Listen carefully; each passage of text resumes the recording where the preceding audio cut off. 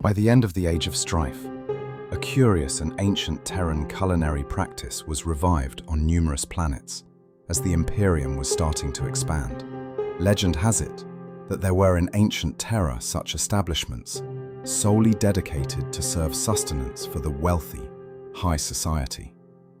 One would not go there just to satiate hunger or quench thirst, but to taste the works of what were considered not mere cooks, but artists.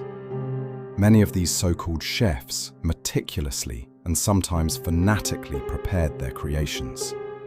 Perfectionists at heart for the most of them, attention was paid to the smallest of details.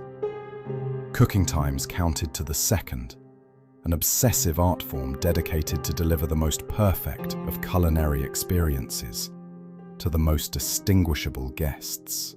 Such obsession with gustatory and olfactory experiences invited chaos. The fallen chefs were curiously fixated with the revival and the success of the antique six-course menu formula that was supposed to take their clients through a journey of experiences based on 6 different dishes, meant to deliver a plethora of exquisite tastes and smells. Starting with the scouring, the Inquisition laid the hammer down on such establishments and their chefs, most of which it executed, with a bullet in the head, that is, as to deny them the agonizing pain of torture, which many madly relished. Only few have survived the purge, and the taint of the chaos granted them extended lives, some immortality and ascension. Those who survived are still perfecting their menus and honing their skills, still obsessed with the most eccentric of experiences. One of them is Gastus Dreven, said to be the most gifted living chef. His clients include a wide range of government officials, but he mostly serves imperial generals and nobility throughout the fringes of Segmentum Ultima. When I first met him, he was trading with a squad of defectors near an old Eldari temple of Isha, long converted to a secret slave market. He was extremely interested in a chained but agitated Vespid, hardly held back by an Ogrin. Gastus bought the Vespid scout for 5 worms, a high price even for an unwounded warrior. He was feeling generous that day. He humored me and said he did not want to deny the enemies of the Imperium such likely fatal experience. He was of course referring to the excruciating pain of the larva feeding on the brain, and once a full-grown insect, exiting the body through one of the optical canals, and then the eye. Such experiences were highly sought after by cultists and heretic Astartes alike, making the insect such an expensive intra-worlds commodity. His team of servitors carried the chained Vespid aboard the Valkyrie. Aware of my shocked impression, he smilingly assured that the scout will be a gift to the governor and asked for my discretion, as he wanted to keep it secret for his birthday. Once on board the escort warship, I rehearsed the contract to him, which seemed to extremely bore him, to a point of anger judging by his expression. "I am an artist, not a clerk," he shouted, as if his pride was wounded, and asked to take it with one of his administrators. Upon arrival, Gastus's servitors, pale-faced and hooded, unloaded their cargo, which they carried with extreme care. Their movements were steady and slow, as if they were transporting a holy relic of old. By the sheer size of the shipment, there was probably enough food in the differently sized metal crates to feed an entire regiment. Only the finest ingredients from all around the galaxy, boasted a servitor when I asked, but fearing the gaze of an all-noticing Gastus, he swiftly returned to work. Then the birthday came. Celebrations around the entire planet were ongoing, but inside the Governor Palace, talk among the invited nobles and generals were exclusively about the 6-course meal to come. In whispers and hushed tones, some were wondering how much did the governor pay for the service of the acclaimed cook, and if the tithes for the following year will be increased to pay for such opulence. Others questioned if the cook was an impostor, as the real Gastus would never offer his highly sought-after services in such forsaken world far from the rich power centers of their segmentum. The murmurs dissipated when the governor entered the palace hall. After wishes for a blessed birthday and gifts were shared, the congregation moved to the dining hall. Food was served directly after the group was seated, and the servitors kept coming with more. Judging by the ecstatic expressions of the guests' faces and their confirmations alike, the food was exquisite. The governor looked proud as the high-ranking officials praised the excellent flavors, the rich textures, and the refined play on notes in the chef's work. Some complained that it was very hard to leave space for the remaining entries. Gastus then entered the room and informed that the first course he served them was themed around self-indulgence, and that the second will be apathy. At the clap of his hands, a cage with the Vespid scout was brought to the center of the hall. Wine was served, while a servitor lit the caged creature on fire. Surprised, but still amused at the spectacle, the wine-sipping guests nonchalantly discussed how the Tau expansion is becoming a growing threat to the entire supply chain to their system, while the Vespid squealed in pain in front of all.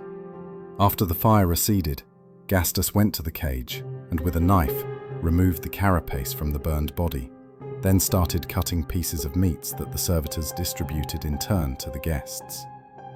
Visibly embarrassed by the perceivable murmurs of the shocked guests, the governor humorously invited them to keep an open mind and experiment with the exotic tastes suggested by Gastus, and detach away from the humble, conservative customs of their home planet and their shackles.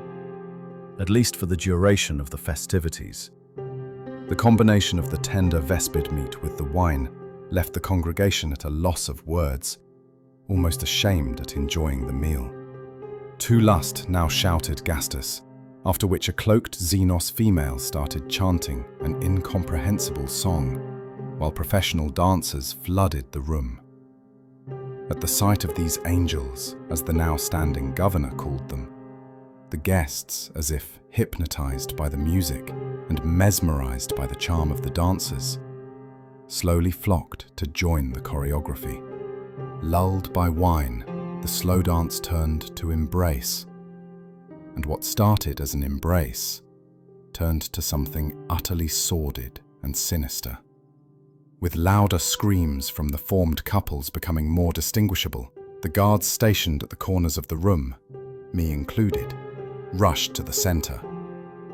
Blood dripping, guests and dancers alike were biting and chewing the lips, the cheeks, and in one case the nose of their co-dancers.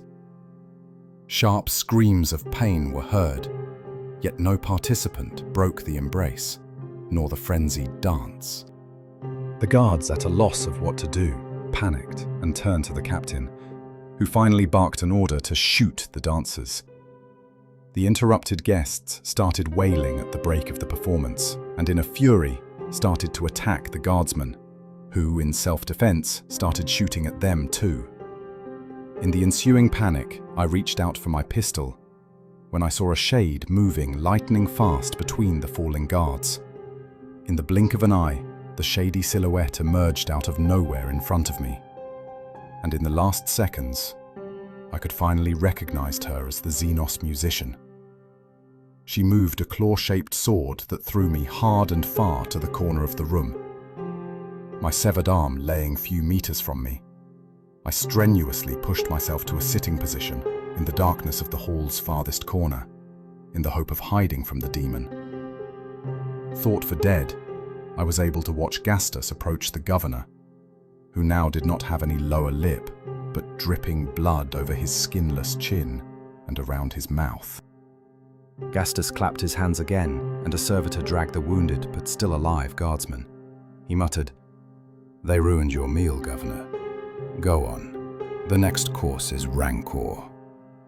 With spiteful eyes, the governor leaned on the guardsman's neck and started furiously devouring flesh, sending the poor guard agonizingly screaming. A while after the screams ceased, Gastus reappeared and handed an empty plate to the governor. "This is one of the prince's favorites. To the host of this feast, the host of hosts, show your gratitude," he said. As if quickly deciphering the riddle, the governor stoically took the plate, put his hand at its center, and started nibbling on his fingertips. When he proudly showed a handless arm to Gastus, tears were flooding his face while he was smiling. Self-harm as a token of love for the prince. Succulent, Gastus exclaimed.